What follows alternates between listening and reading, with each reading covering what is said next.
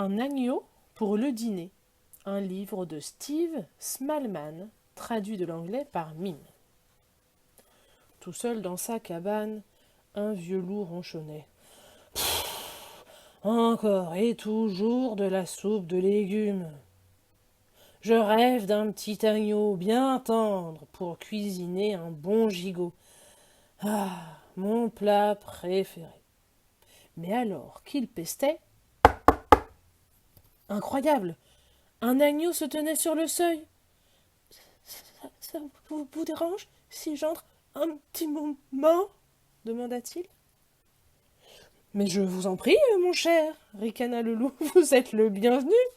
C'est justement l'heure du dîner. Le pauvre petit agneau était transi de froid. Il claquait des dents. Par mes saintes moustaches s'exclama le loup. Je ne peux pas manger un agneau gelé. S'il y a bien une chose que je déteste, c'est le surgelé. Il installa donc la malheureuse créature devant la cheminée pour la réchauffer, tout en cherchant sa meilleure recette de gigot d'agneau. Miam! Il en avait déjà l'eau à la bouche. L'agneau aussi avait faim. Son estomac faisait de drôles de gargouillés.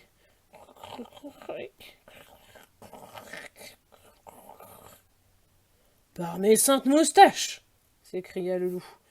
Je ne peux pas avaler un agneau qui gargouille sans risquer une indigestion. Il offrit alors une carotte à son invité, en se disant qu'en même temps, cela donnerait un bon goût à la viande. Le petit agneau engloutit si vite la carotte qu'il attrapa le hoquet.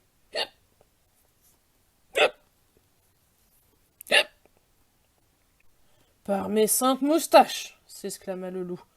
Je ne peux pas dévorer un agneau qui a le hoquet. C'est peut-être contagieux. Mais comment faire passer le hoquet? Le loup essaya en lançant l'agneau en l'air. Oups! Rien à faire. En le secouant énergiquement tête en bas. Rien à faire.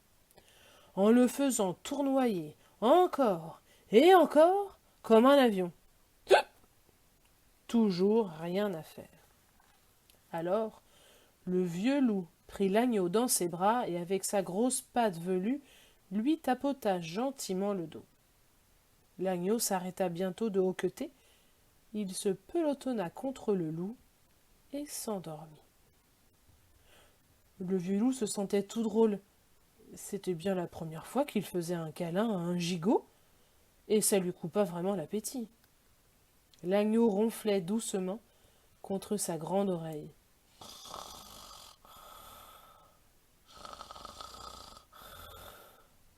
Par mes saintes moustaches, chuchota le loup.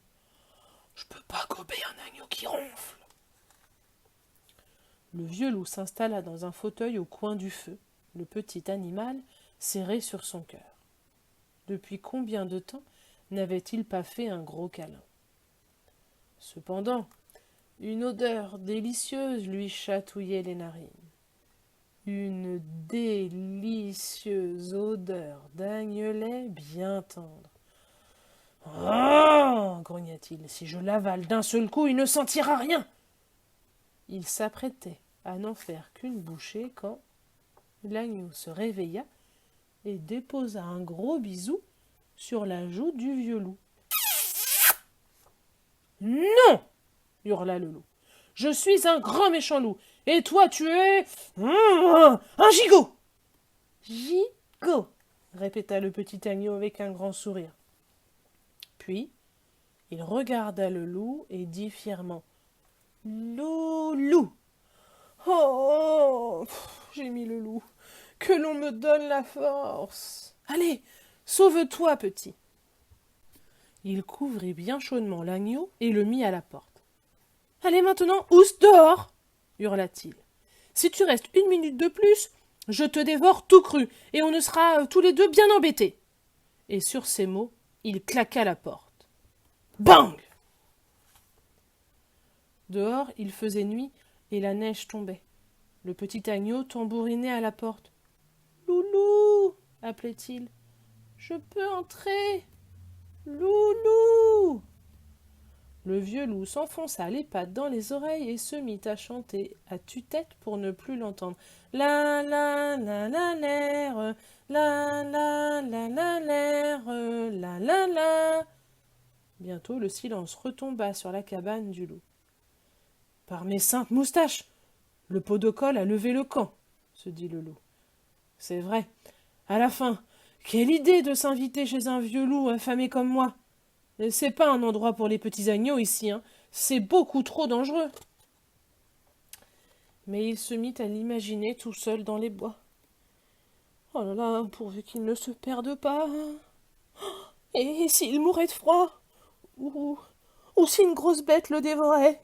Oh non, mais qu'est-ce que j'ai fait? Hurla-t-il soudain. Il sauta sur ses pattes et ouvrit la porte, mais l'agneau avait disparu. Le vieux loup se précipita dehors et s'enfonça dans la forêt. « Petit agneau, reviens! Je promets de ne pas te manger !» Pourtant, après des heures de marche triste et trempée, il revint tout penaud vers sa cabane. Mais lorsqu'il poussa la porte, il découvrit bien tranquille au coin du feu le petit agneau. « Tu es revenu !» s'exclama le loup tout content. « Tu n'as pas de maison, c'est ça ?» L'agneau hocha timidement la tête. « Alors, tu voudrais rester avec moi ?» demanda le loup. Le petit agneau le regarda droit dans les yeux. « Pas manger moi, hein, loulou ?»« Par mes saintes moustaches ! Bien sûr que non. Je ne peux pas manger un agneau qui a besoin de moi. Ça me briserait le cœur, enfin. » Le petit agneau sourit et se jeta dans les bras du vieux loup. « Ça te dirait d'avaler un morceau, mon petit gigot ?» gloussa le vieux loup. « Je t'ai justement préparé ma spécialité, une excellente soupe de légumes. »